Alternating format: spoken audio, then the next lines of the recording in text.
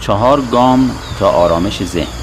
گام اول: برای آرام کردن ذهن دست از قضاوت خود و دیگران بردارید. هیاهوی ذهنتان کم می شود. گام دوم: زاویه دید و نگرش خود را تغییر بدهید.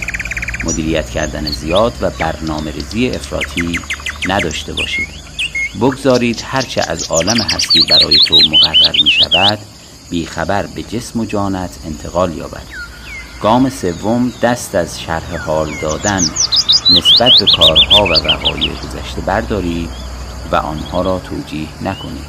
گام چهارم: سوال کردن را کنار بگذارید.